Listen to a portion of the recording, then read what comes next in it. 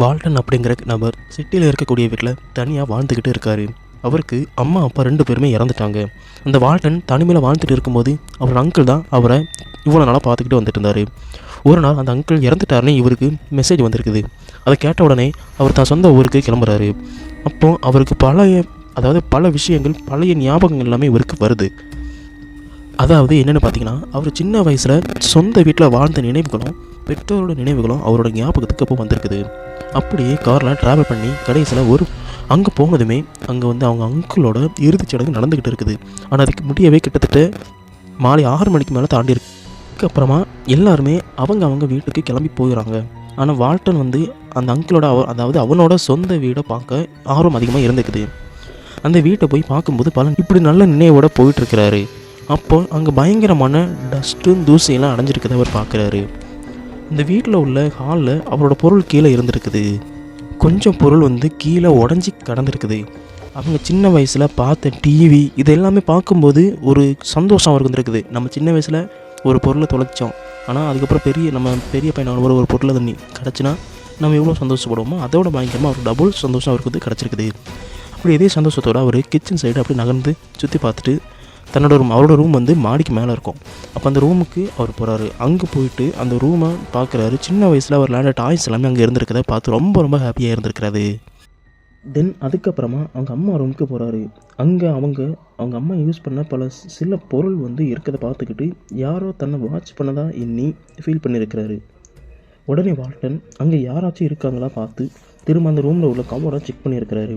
திடீர்னு அந்த வாசலில் யாரோ நடந்து போகிற மாதிரி காலடி சத்தம் கேட்குது.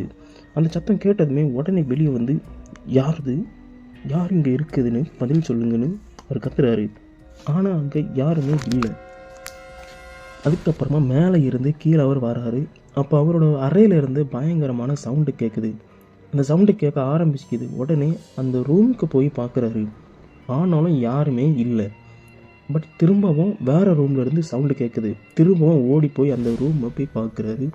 ஆனால் அங்கேயுமே யாருமே இல்லை. பிறகு குழப்பத்தோடு அவர் கீழே இறங்கி வரும்போது அவருக்கு பயங்கரமான ஷாக்கிங். என்ன ஷாக்கிங்னு அப்படி நம்ம பார்த்தோம்னா, அந்த ஹாலில், அந்த ரூமோட மெயின் ஹாலில் ஒரு குள்ள மனிதன் நின்றுக்கிட்டு இருக்காரு. அவர் பார்த்ததுமே, யார் நீங்கள் எப்படி இந்த வீட்டுக்குள்ளே வந்தீங்க, என்ன வேணும் உங்களுக்கு, நீங்கள் தான் இங்கே சத்தம் போட்டிங்களா அப்படின்னு இவர் கேட்டுக்கிட்டு கொஞ்சம் கொஞ்சமாக கிட்ட நெருங்கி போகிறாரு. ஆனால் அந்த குள்ள மனிதர் எந்த பதிலுமே கொடுக்கலை. அசையாமல் அப்படியே இருந்திருக்காரு. வால்டர் கிட்ட போய்கிட்டு பார்க்கும்போது தான் அது ஒரு ஹியூமன் இல்லை, ஒரு பொம்மைன்னு அப்போ தான் அவருக்கு தெரிய வருது. அந்த டைமில் ஒரு பெருமூச்சு அவர் வெளியே விடுறாரு. இதே இடத்துல நம்ம இருந்தோம்னா என்ன பண்ணியிருப்போம் நீங்கள் நினச்சி பாருங்களேன். சரி, அப்புறமா தான் அந்த பொம்மையை ஹாலில் இருக்க ஒரு சோஃபாவில் அவர் உட்கார வச்சுருக்காரு. ஆனால் அவருக்கு அந்த வீட்டை விட்டு போக மனசே வரல. யாருக்கு நம்ம வால்டருக்கு. அதனால என்னவோ தெரியல, அவர் நம்மளால் இந்த வீட்டில் தான் தங்க முடியலை.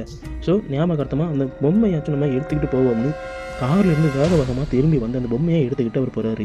எதுக்காண்டி? ஞாபகத்துக்காண்டி. அப்புறம் காரில் எடுத்து வச்சுக்கிட்டு கிளம்புறாரு. வீட்டுக்கு வந்த உடனே வால்டர் என்ன பண்ணார்னா, வீட்டை அடைஞ்ச பிறகு நல்லா ரெஸ்ட் எடுக்கிறாரு. ஏற்கனவே பயங்கர டயர்டு. ஸோ இதை வேறு பார்த்துக்கிட்டு இந்த பயத்தில் 2 மணி நேரம் ரெஸ்ட் எடுக்க ஆரம்பிச்சார். அதுக்கப்புறமா ஆனால் அவர் உறக்கம் வருது, ஆனால் தூங்க முடியல. ஒரு விதமான டிஸ்டர்பன்ஸ் இருந்துக்கிட்டே இருந்திருக்குது. அதனால் கொஞ்ச நேரத்தில் அவர் முழிப்பு எழும்புறாரு. அப்போ அவர் எந்திரிச்சு பார்க்கும்போது ஒரு பெரிய பயங்கரமான ஷாக்கிங்கான விஷயம் நடந்திருக்கு. அது என்னன்னு பார்த்தீங்கன்னா, அவர் அந்த சோஃபாவில் வச்சுருந்தார்ல, அந்த டாய் அவர் தூங்கிக்கிட்டு இருந்த அந்த அறையில் அவர் காலுக்கிட்ட அப்படி பக்கத்தில் நின்றுக்கிட்டே இருக்குது.